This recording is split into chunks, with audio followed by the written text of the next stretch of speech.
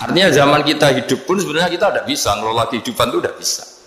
Nah kalau sama nggak bisa nanti setelah mati juga tidak bisa. Ya sudah, ketika kita hidup yang ngelola juga Allah, ketika mati juga yang ngelola. Bedanya apa? Nah, ini di sini terus kita dilatih inna sholati wa nusuki wa mahyaya wa mamati lillahi rabbil alamin. Tapi kenapa kita ragu terhadap kehidupan setelah kematian? Karena ketika kita hidup seakan-akan kita tahu cara hidup. Makanya Allah itu tersinggung betul ketika ada orang merasa bisa ngelola cara hidupnya. Makanya kata Allah kalau gojlok orang-orang yang kepedean itu, kalau kamu top, mbok jangan mati. Itu falaula in kuntum ghaira madinin tarji'unaha in kuntum shadiqin. Kalau kamu merasa top itu jangan mati. Di mana-mana mati itu tidak top. Falaula idza balaghatil khulqum wa antum khina idin tanzur. Mbok ketika nyawa kamu sudah sampai kerongkongan, kamu tarik lagi supaya kamu tidak mati. Mati itu tidak top. Katanya kamu top kok. Mati. Jangan mati. Kalau top itu jangan mati, jangan miskin, jangan tua, jangan jadi jelek. Pokoknya top terus gitu. Itu digojol sama Allah. Tapi orang itu lupa bahwa nah ketika sehat begini kita seakan-akan ngelola kehidupan. Nah gara-gara merasa ngelola seakan-akan kalau mati lalu saya gimana ya kalau mati. Nah cara berpikir masyarakat gini, kalau kampung ini mau dibalik sama Allah, mau ada adab, logikanya yang tahu akan ada adab itu pasti sudah pergi. Padahal Nabi Yunus pergi ini bukan karena takut adab, mangkel.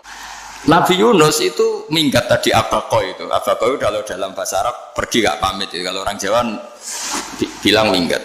Kalau itu sebenarnya saking mangkelnya, saking emosinya, beliau akhirnya meninggalkan kaumnya tanpa pamit. Tapi kaumnya itu menjadi tahu bahwa ini serius Yunus. Buktinya dia agak berani di kampung, berarti mau ada adab betul itu. Dan efek positif dari teori itu, teori kultur tadi. Akhirnya mereka tobat. Saat itu juga mereka wiridan di lapangan, terus semua kesalahannya diselesaikan. Sampai ada rumah yang sudah dibangun permanen karena di tanah tetangga, dirobohkan saat itu juga. Bahkan ada batu yang dulu nyuri, satu dua batu yang dulu hasil nyuri, saat itu juga dirobohkan, dikembalikan sama penghuni. Hari itu semua kedoliman diselesaikan. Ini penting saya utarakan, jadi tobat itu tidak hanya istighfar. Kalau istighfar ribet, tobatnya orang punya utang terus istighfar gitu kan ribet. Kan ribet itu. Ada punya utang terus minta maaf itu kan ribet itu. Harus diselesaikan itu. Tobat. Terus tobat diterima sama Allah. Batas akhir finish dari harusnya ada adab, misalnya Senin, Selasa, Rabu, harusnya Rabu itu sudah kena adab. Ternyata Rabu itu tidak kena adab. Nabi Yunus sebetulnya juga penasaran kampungnya itu kena adab tidak. Dilihat dari jauh ternyata tidak. Tambah kecewa dia. Gitu.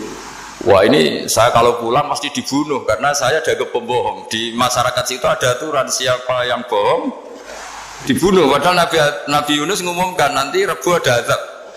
Kira-kira gitu. Ternyata Rebu itu tidak ada adab, makanya dia sudah di batas kampung kembali minggat lagi karena nanti pulang pasti dibunuh karena dia ada bohong.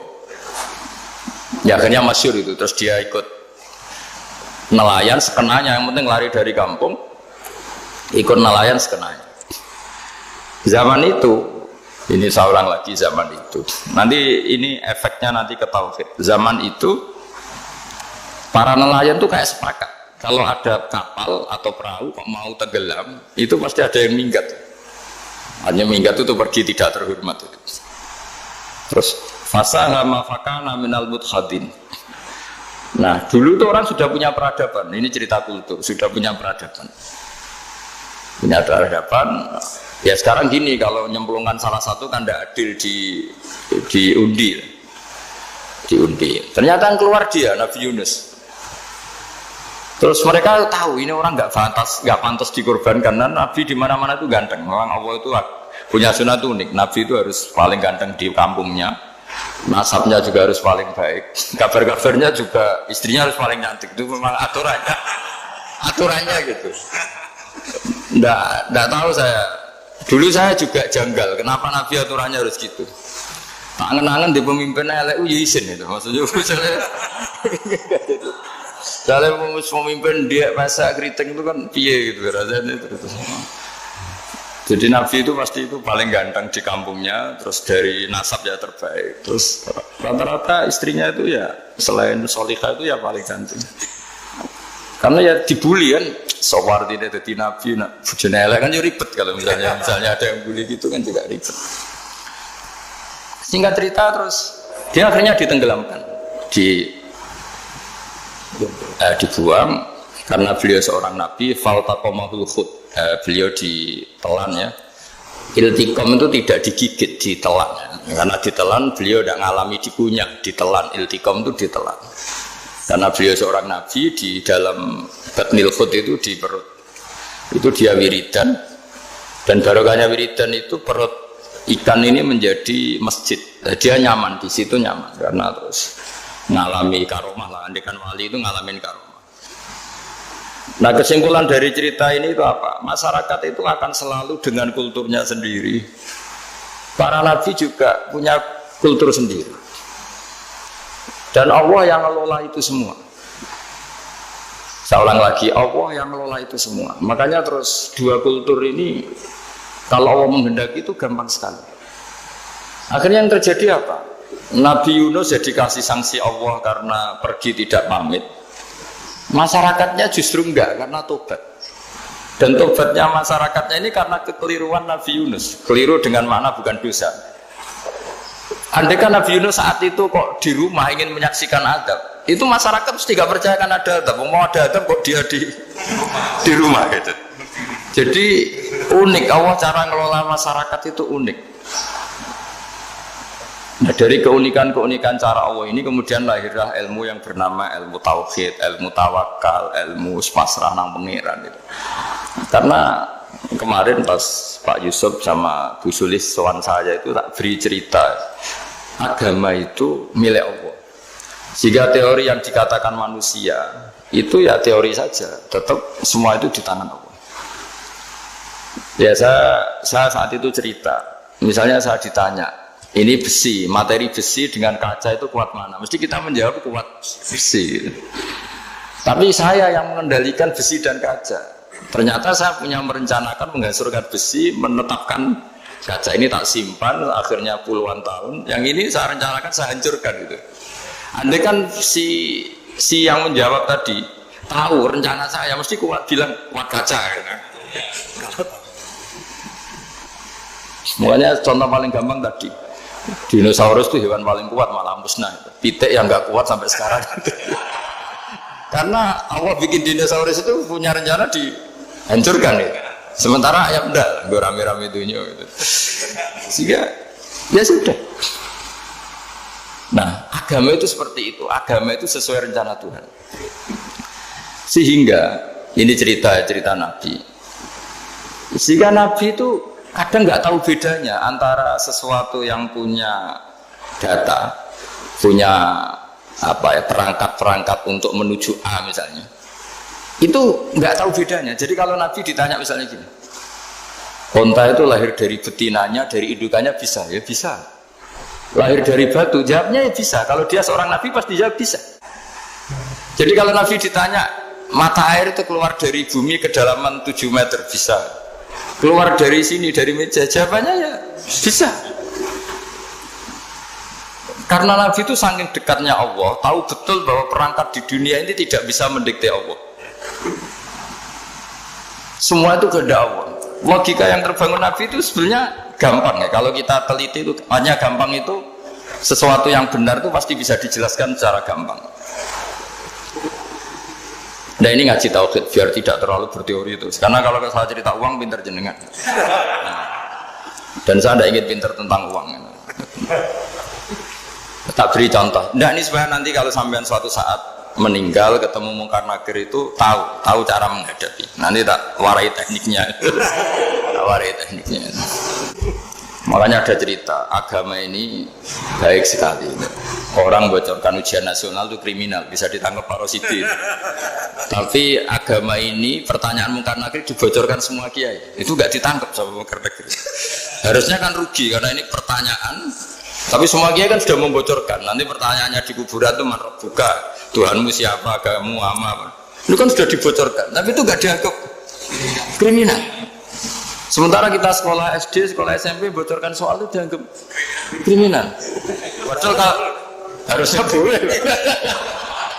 Maksudnya kalau menuruti teori itu harusnya boleh kan. Mau pertanyaan mungkar nakir saja dibocorkan kan? Ada dasarnya. Ya tapi kan tidak ada itu. Harusnya boleh. Tapi kan terjadi gak ujian kalau dibocorkan itu. Artinya agama ini begitu baik. Pertanyaan yang taruhannya surga neraka saja dibocorkan.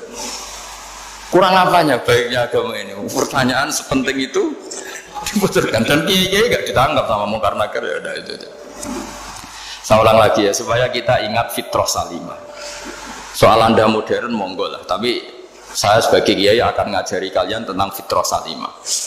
Jadi kalau kamu itu benar-benar beragama, ini misalnya kertas, ini lempengan baja. Kalau kamu beragama kalau ditanya kuat mana, ya terserah jenengan. Karena bisa saja kertas ini aku punya niat tak simpan di arsip nasional. Baja ini tak niatkan, tak luluhkan, tak hancurkan. Sehingga kalau kita ngomong ya secara materi harus ditambahi, secara materi kuat gajah ya Allah. Tapi secara substansi jenengan ya terserah jenengan monggo. Nah, di sini yang mulai orang lupa itu karena selalu menjawab pasti kuat gajah. Kata pasti ini yang akhirnya orang menghilangkan teori beragama. Berdasar logika. Berdasar logika. Nah akhirnya para nabi, para wali itu ditanya. Saya punya kitab karangannya Abdul Hamid, orang alim. Kitab itu dulu saya ngaji lama sekali, sampai sekarang saya pelajarin. Manusia itu dijebak hukum adat, padahal adat itu ya tidak terlibat. Misalnya kalau ada telur jadi ayam normal gitu. Ya tadi indukan unta melahirkan unta normal itu, indukan sapi melahirkan sapi normal. Tapi kalau para nabi itu bilang ya nggak normal, nggak normal artinya tetap ada kekuatan Tuhan. Indukan unta tahu apa tentang unta? Dia punya kekuatan apa? Bisa melahirkan unta, bisa menciptakan unta di perutnya, bisa ada jantungnya, ada paru-parunya, ada ususnya. Dia bisa apa? Di situ ada tangan Tuhan. Gitu. Karena para nabi cara berpikir gitu melihat tembok ya sama. Tembok sama indukan unta itu sama-sama mungkin mengeluarkan unta. Sehingga ketika Nabi Soleh ditanya, bukti apa kekuasaan Tuhanmu? Apa bisa mengeluarkan unta dari batu besar ini? Jawabannya Nabi Soleh ya bisa, langsung saja bisa.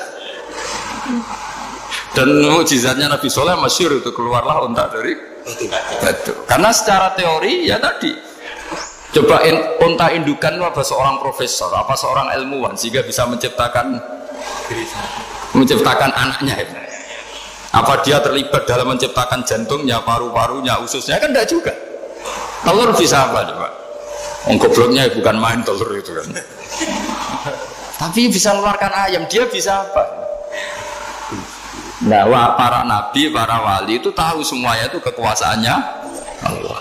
Nah, kalau karena kekuasaan Allah bedanya apa dengan tembok? Makanya Nabi Muhammad ketika di padang pasir, sahabat bingung nggak ada air, ya Nabi santai aja. Ini gimana Nabi nggak ada air, nanti orang mati kehausan. Nabi ya santai aja. Kamu ingin air katanya? Iya. Nabi nunjuk apa itu ya sudah terus ada air. Ada yang keluar dari jemarinya, ada karena Nabi itu nggak tahu bedanya antara ini mungkin dan tidak mungkin itu nggak tahunya itu ya semuanya itu Allah. Kalau kamu kan nggak, wah daerah gini nggak mungkin ada air. Ini kan padang pasir. Air itu biasanya di daerah hutan gini malah berteori macam-macam. Seakan-akan tidak ada Tuhan. Jadi kalau orang nggak bakat wali pasti berpikirnya gitu. Makanya nggak wali-wali itu orang nggak bakat karena itu kan artinya menafikan kekuasaannya Allah kan. Seakan-akan Allah tidak mampu bikin air di situ. Tapi kalau Nabi santai aja. Makanya Nabi Ibrahim ketika mau dibakar ya santai aja. Menurut beliau api bisa apa? Jadi itu meskipun hukum adat dia selalu berjalan. Normalnya api yang membakar di padang pasir, normalnya ya nggak ada air.